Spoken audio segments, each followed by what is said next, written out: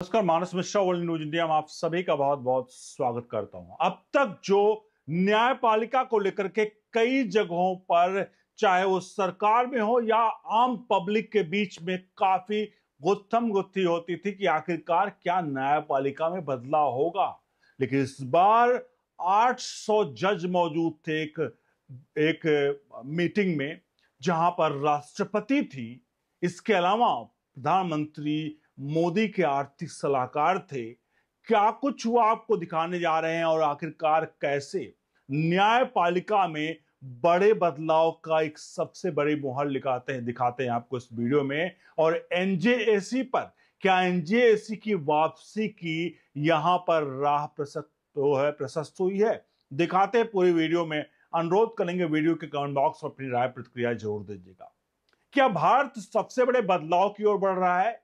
हाँ, वरना ना तो भारत के राष्ट्रपति और ना ही प्रधानमंत्री के आर्थिक सलाहकार न्याय प्रणाली की खामियों पर इतना खुलकर बोलते।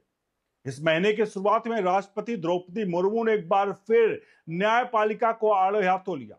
सुप्रीम कोर्ट के 75वें स्थापना दिवस समारोह में उन्होंने कहा कि न्यायपालिका में सुधार की प्रक्रिया को तेज किया जाना चाहिए। इस समारोह में देश भर के जिला अदालतों से आए लगभग 800 जज मौजूद थे।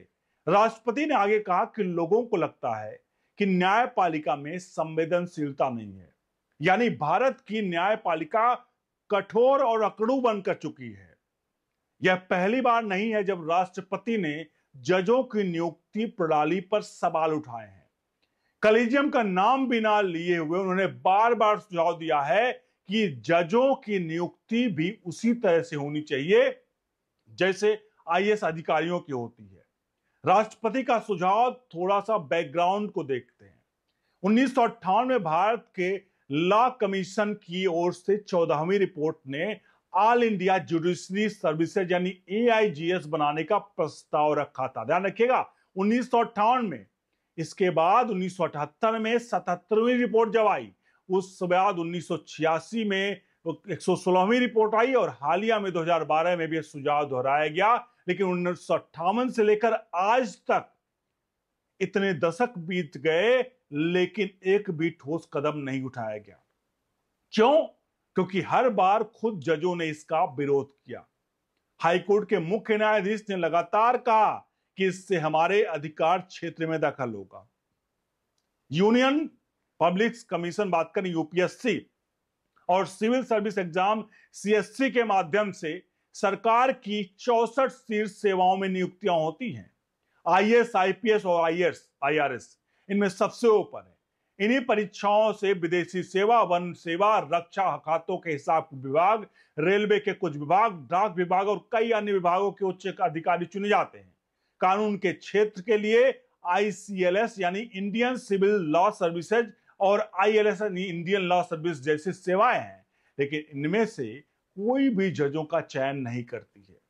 जरूरी है कि जजों की नियुक्ति भी आईएएस जैसी सख्ती की परीक्षा और गहन परीक्षण हो, और यह केवल हाई कोर्ट व सुप्रीम कोर्ट के लिए नहीं बल्कि first class magistrate, city civil court और सेशंस कोर्ट के लिए भी हो। आखिरकार इन्हीं स्तरों से आगे चलकर हाई कोर्ट और सुप्रीम कोर्ट के जज बनते हैं। कॉलेजियम प्रणाली के चलते उच्च न्यायालयों में जजों की कुर्सियां कुछ चुनिंदा परिवार के सदस्यों के लिए आरक्षित हो गई हैं। नजदीकी रिश्तेदार ना हो तो जज अपने दोस्तों या खास लोगों के बच्चों को प्राथमिकता देते हैं। इसी तरह भाई भतीजावाद और भ्रष्ट व्यवस्था को खत्म करने के लिए नेशनल जुडिशरी अपॉइंटमेंट कमीशन यानी एनजेएसी बना था। मोदी सरकार ने 2014 में संसद के दोनों सदनों में 99वें संवैधानिक जो संशोधन था उसे पास कराया था। एनजेएसी अधिनियम बना और 16 राज्यों ने भी इसे मंजूरी दे दी।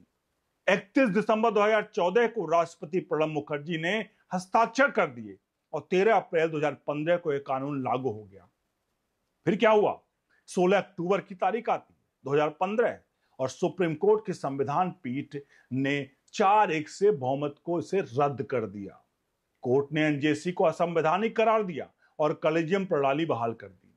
ये वैसा ही था जैसे जंगल के दरबार में शेर से पूछा जाए क्या वह ऐसा कानून मंजूर करेगा जिसमें शेरों के मनमानी जो शिकार से रोका जाए और हर शिकार का हिसाब देना पड़े। शेर का जवाब क्या होगा? उसी तरह कॉलेजियम प्रणाली ही न्यायपालिका के शेरों का पेट भरती है। एनजेएसी लागू होता तो शेर भूखे मरते। यह कहानी एक हिस्सा है, अब दूसरे हिस्से की तरफ बढ़ते हैं। संजीव सान्याल भारत के इतिहास पे लिखने वाले बेस्ट सेलर लेखक हैं, जाने माने अर्थशास्त्री हैं और प्रधानमंत्री नरेंद्र मोदी के आर्थिक सलाहकार परिषद के अहम सदस्य हैं। उन्होंने हाल ही में एक कानून विषयक सम्मेलन में 12 मिनट तक सटीक भाषण दिया। इस दौरान उन्होंने 3 महत्वपूर्ण बातें कही। पहली बात जो उन्होंने कही कि मुझे डर है कि न्यायिक प्रणाली और कानून इकोसिस्टम, खास तौर से न्यायिक प्रणाली आज भारत को विकसित भारत बनाने के लिए सबसे बड़ी बाधा है।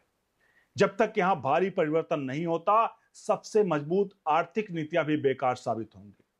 उन्होंने पूछा कि जजों को माइलॉर्ड क्यों कहा जाए, आखिर वे भी हमारे जैसे नागरिक हैं, सामंती शासक नहीं।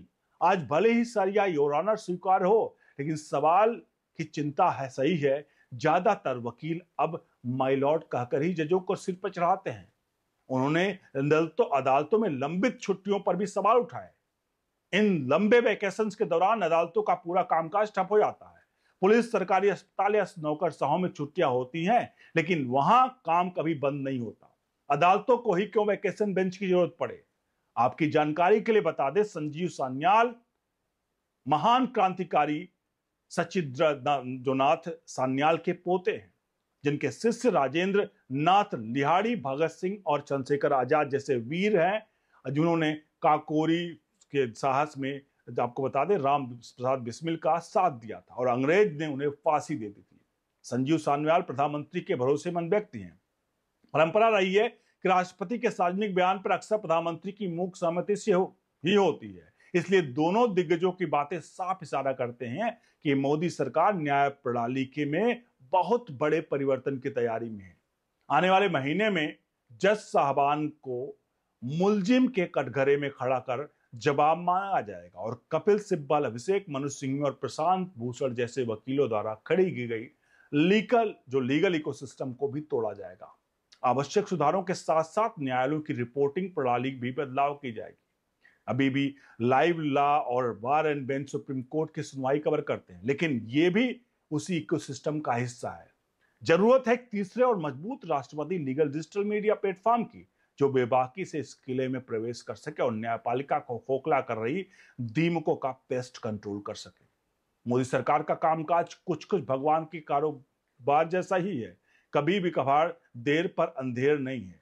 तो कुल मिलाकर यह है कि जिस प्रकार से राष्ट्रपति ने और जिस प्रकार से प्रधानमंत्री मोदी के आर्थिक सलाहकार परिषद के सदस्य ने सान्याल साहब ने जो कुछ कहा है, ये इस पर आप कितना सहमत हैं?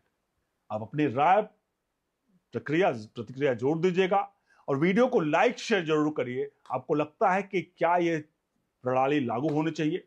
अगर हाँ तो अपनी राय दीजिए, और लगता है कि आपको इसमें कुछ खामियां हैं तो भी आप बताइए। बने रहिए न्यूज इंडिया के साथ। बहुत बहुत धन्यवाद।